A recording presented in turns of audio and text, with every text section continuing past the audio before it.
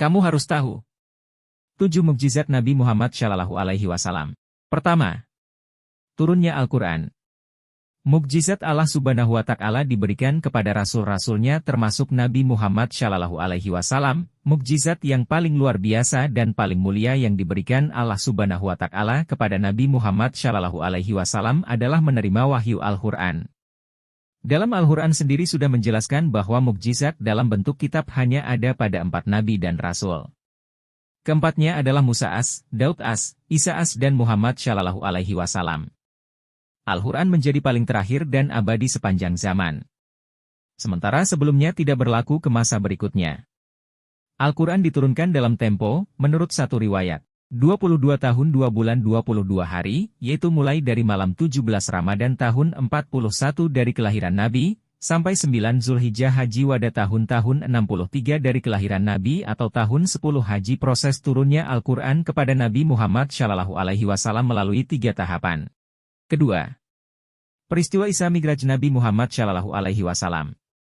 Isra Mi'raj adalah 2 bagian perjalanan yang dilakukan oleh Nabi Muhammad Shallallahu Alaihi Wasallam dalam waktu 1 malam saja.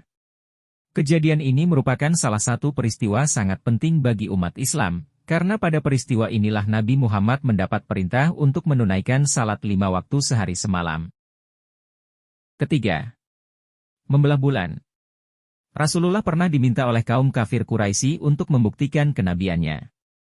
Rasulullah kemudian menunjuk bulan dengan jarinya dan bulan itu pun terbelah menjadi 2. Keempat, kerikil bertasbih.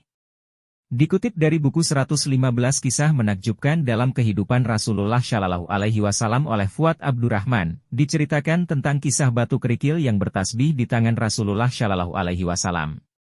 Kejadian ini pun disaksikan oleh beberapa sahabat seperti Abu Bakar As-Siddiq, Umar bin Khattab dan Utsman bin Affan.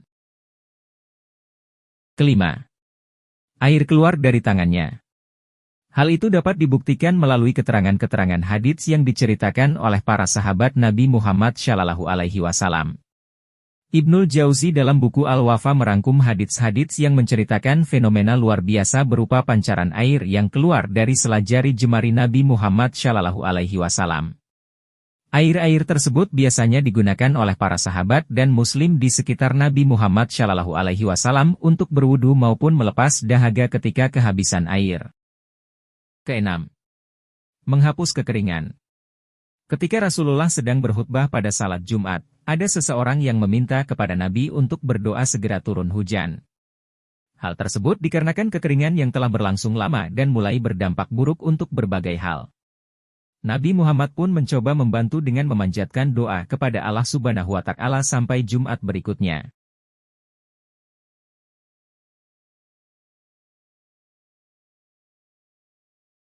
Ketujuh, segelas susu yang mengenyangkan.